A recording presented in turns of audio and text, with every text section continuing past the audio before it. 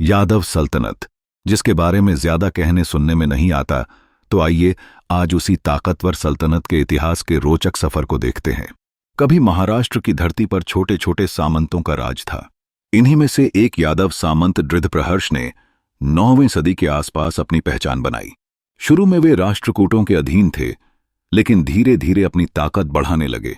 उनके वंशज सेउनचंद्र के नाम से यह इलाका सेउणदेश कहलाया और उसी से यादवों को सेउणदेशी यादव कहा जाने लगा। समय गुजरता गया और 12वीं सदी आते आते यादवों की शक्ति इतनी बढ़ गई कि वे चालुक्यों जैसी बड़ी ताकतों को चुनौती देने लगे। इसी समय इतिहास में उभरकर सामने आते हैं भिल्लम्वी। उन्होंने चालुक्यों के अधीन रहना नामंजूर किया और खुद को स्वतंत्र सम्राट घोषित कर दिया। भिल्लम ने देवगिरी किला बनवाया, जो आगे चलकर यादव साम्राज्य की राजधानी और गौरव का प्रतीक बना। भिल्लम के बाद उनके पुत्र जैतुगी ने राज्य संभाला। उन्होंने काकतियों और होयसलों जैसी पड़ोसी शक्तियों से जंग लड़ी, मगर असली वैभव तो भिल्लम के पोते सिंहणद्वारी के समय में आया। सिंहणद्वी का नाम आज भी यादव साम्राज्य की पहचान माना जाता है। उनकी सेना ने उत्तर में नर्मदा से लेकर दक्षिण में तुंगभद्रा तक विजय पताका गाड़ दी। पश्चिम में कोंकण तट और पूर्व में विदर्भ भी उनके अधीन आया। सिंहण न सिर्फ योद्धा थे बल्कि संस्कृति प्रेमी भी थे। यही वह दौर था जब महाराष्ट्र की धरती पर संतों की आवाज गूंज रही थी। ज्ञानेश्वर ने मराठी में भगवद गीता का भाष्य ज्ञानेश्वरी लिखी और वारकरी परंपरा की नींव पड़ी। नामदेव जैसे संतों ने भक्ति का संदेश फैलाया। यादव दरबार में मराठी भाषा को पहली बार सम्मान मिला, लेकिन सिंहणडाली के बाद धीरे धीरे राज्य की शक्ति ढलान पर आने लगी। उनके उत्तराधिकारी कृष्ण महादेव और अम्मना उतने समर्थ न निकले।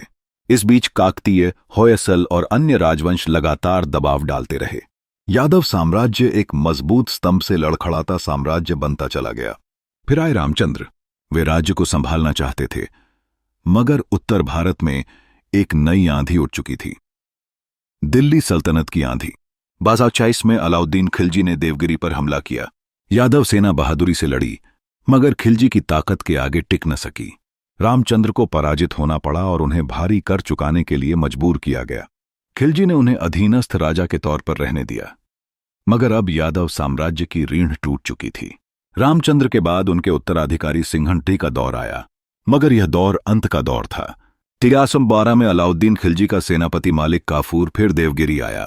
सिंहणटैरी को बंदी बना लिया गया और यादव वंश का झंडा हमेशा के लिए नीचे उतर गया। देवगिरी दिल्ली सल्तनत के हाथ में चला गया और कुछ साल बाद तुगलक शासक ने इसे राजधानी भी बना डाला, जिसका नाम रखा गया दौलताबाद। इस तरह लगभग 400 वर्षों तक महाराष्ट्र की धरती पर राज करने वाला यादव वंश इतिहास का हिस्सा बन गया, लेकिन उनकी विरासत मिटाई नहीं जा सकी। देवगिरी किला आज भी उनकी शक्ति का गवाह है। संत ज्ञानेश्वर और नामदेव की वाणी आज भी गूंजती है और मराठी भाषा व संस्कृति आज भी उनकी देन के रूप में जिंदा है। आइए अब मैं आपको यादव सल्तनत और अलाउद्दीन खिलजी के बीच हुए अंतिम निर्णायक युद्ध को उसी दौर के माहौल में सुनाता हूं। देवगिरी किले के ऊंचे बुर्जों पर पहरेदार मशालें जलाए खड़े थे। रात गहरी थी, लेकिन किले की दीवारों से बाहर दूर तक फैली दिल्ली सल्तनत की विशाल सेना की आहट गूंज रही थी। यह बैकी 1312 ईडी का साल था। यादव राजा सिंहणटरी ने अपने दरबार में मंत्रियों और सेनापतियों को बुलाया। हर चेहरे पर चिंता की लकीरें थीं।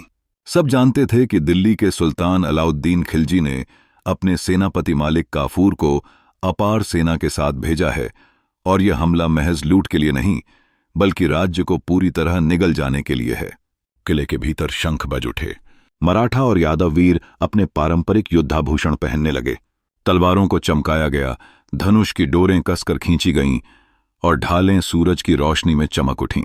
सैनिकों के मन में भय भी था, क्योंकि वे जानते थे कि खिलजी की सेना लोहे की दीवार की तरह आगे बढ़ती है, लेकिन साथ ही अपने देवगिरी और अपने राजा के लिए लड़ने का जज्बा भी था। सुबह होते ही मैदान गरज उठा। दिल्ली की सेना ने नगाड़े बजाए। उनके हाथों में फारसी तलवारें, लंबे भाले और तुर्की घोड़े थे।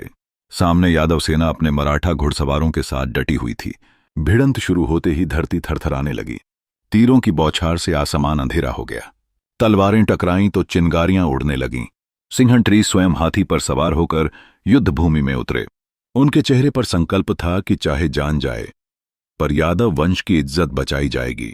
उन्होंने दुश्मन की पंक्तियों में कई वार किए, कई सिपाहियों को धराशायी किया, लेकिन दिल्ली की सेना विशाल थी, अनुशासित थी और सबसे बढ़कर उसके पीछे खिलजी की रणनीति और काफूर की चालाकी थी। धीरे धीरे यादव सेना टूटने लगी। कुछ पहरेदार किले के अंदर लौट आए, पर शत्रु सेना ने उन्हें घेर लिया। कई घंटे तक भीषण संग्राम चला। घोड़े हिनहिनाते रहे, हाथी गरजते रहे और तलवारों की खनक से वातावरण गूंजता रहा। अंततः सिंहणटी को पकड़ लिया गया। उन्हें बेड़ियों में जकड़कर मैदान से बाहर ले जाया गया। देवगिरी का किला दिल्ली सल्तनत की मुट्ठी में आ गया। किले की प्राचीरों पर जो झंडा पीढ़ियों से लहरा रहा था, वह नीचे गिरा दिया गया और उसकी जगह दिल्ली सल्तनत का ध्वज फहराया गया। यादव सैनिकों की आंखों से आंसू बह निकले। यह सिर्फ एक राजा की हार नहीं थी, यह पूरे वंश का अंत था। महाराष्ट्र की धरती पर जो साम्राज्य 400 वर्षों से खड़ा था, वह उसी दिन बिखर गया। अब सुनिए देवगिरी किले, आज का दौलताबाद की कहानी। सिर्फ पत्थरों की नहीं, बल्कि गढ़ी गई ऐसी संरचना की जिसे देखकर विदेशी सेनापति भी हैरान रह जाते थे। महाराष्ट्र की धरती पर औरंगाबाद के पास उठी हुई एक ऊंची चट्टान पर यह किला खड़ा है। दूर से देखने पर ऐसा लगता है जैसे कोई विशाल पत्थर का पर्वत आकाश को छू रहा हो। यही था देवगिरी, यादव साम्राज्य की राजधानी और गर्व।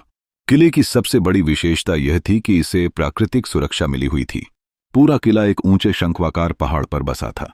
चारों तरफ गहरी खाई थी, जिसमें कभी मगरमच्छ छोड़े जाते थे ताकि दुश्मन पास आने की हिम्मत न कर सके।